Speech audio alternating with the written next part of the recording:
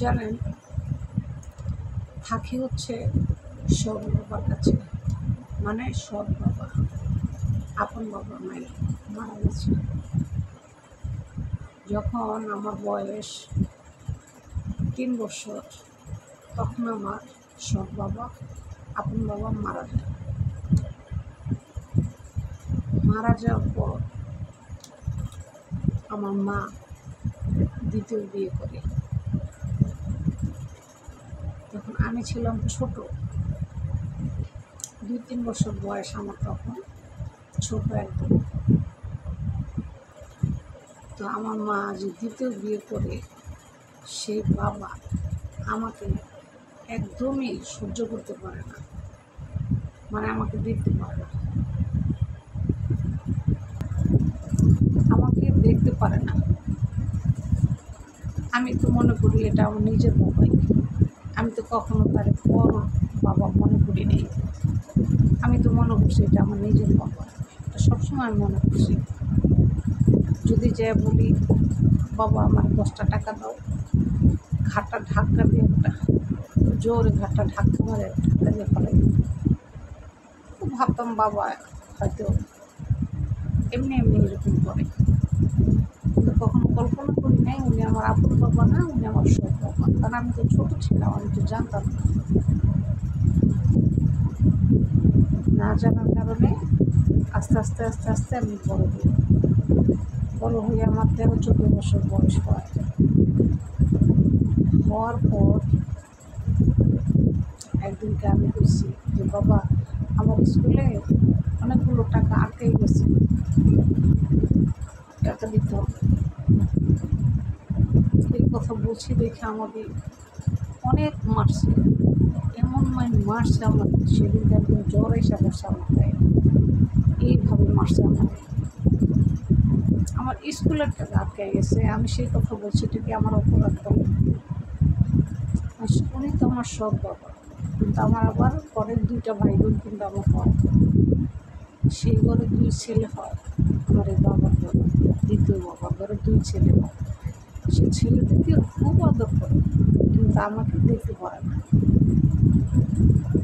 পরে সেদিনকার মায়ের জন্য আমার জ্বর এসে পড়ছে। পরে আমার মায়ের বললাম, মা তো আমার আপন, কারণ মা আমার পেটে পড়ছে, মা আমার আপন। মারে জিজ্ঞাসা করলাম যে, মা বাবার কাছে টাকা চাইলাম, বাবা আমার এইভাবে কিনে মারবো, আমার কী অপরাধটা ছিল তুমি কও।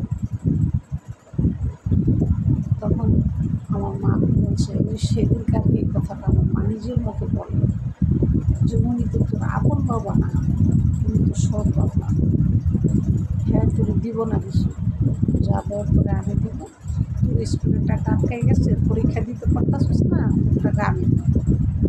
হ্যাঁ কাছে আর যাওয়ার দরকার নেই, আমার মা বলছে। পরে থেকে আমি আর চাইনি। তবে একটা জিনিস চিন্তা করে দেখলাম যে, পর আসলে কোনো দিন আপন হয় না, পর সবসময় পরই থাকে, পর কখনোই আপন হয় না, এটা আসলেই বাস্তব। তারপরে এই সৎ বাবা আমাকে বিয়ে দিয়ে দিছে এক গাঁজা করে, সাথে মদ খায়, নেশা করে, সেই লোকের সাথে বিয়ে দিয়ে দিছে। আমি মেট্রিক পাস না করতে, মানে আমি মেট্রিক পরীক্ষা দিব ঠিক এরকম সময় আমাকে নেশাখোরের হাতে উঠাই দিছে।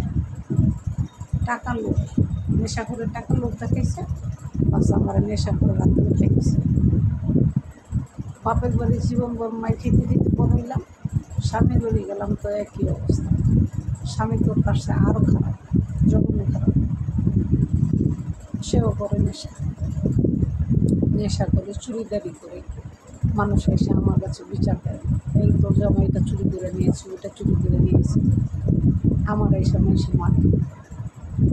বলে আমি আল্লাহরে বলি যে, আল্লাহ আমার মতো এরকম কষ্টদায়ক জীবনের কারণে এই পৃথিবীতে দিও না, অন্তত।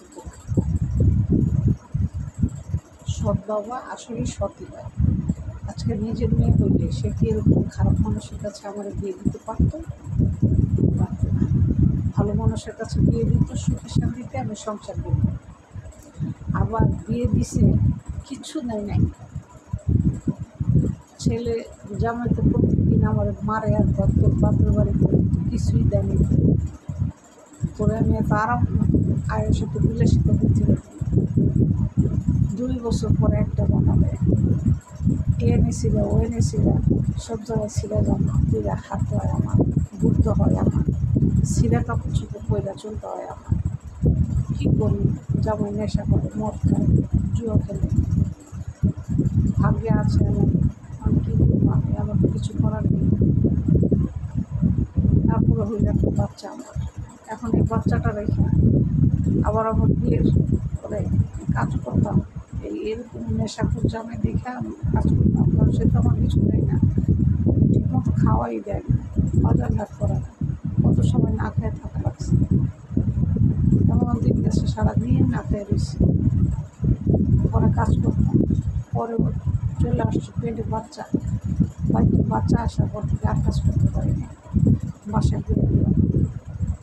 বাচ্চাটা হওয়ার পর কষ্ট আমার আরও বেড়ে গেল, বাচ্চাটা হওয়ার পর কষ্ট আরও বেড়ে গেল।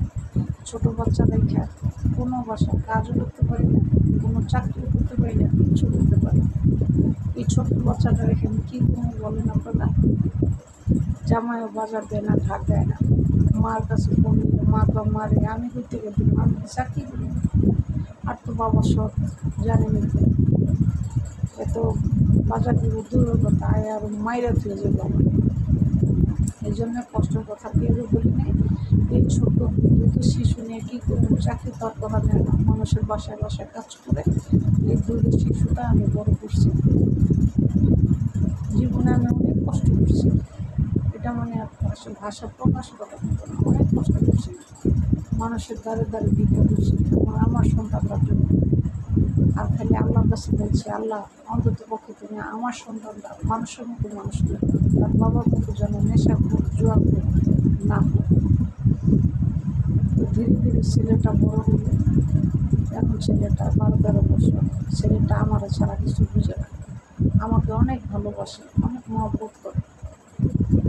ছেলের মুখের দিকে তাকে তার বাবার আমি ছাড়ে, প্রত্যেক দিন মারে আমার, নেশা করে আসে আর আমার মারে, প্রত্যেকটা দিন মারে, জায়গায় জায়গায় জখম করে ফেলে, আমার এরকম করে মারে। আমার ছেলে বলে ছেলেও পর্যন্ত মানে,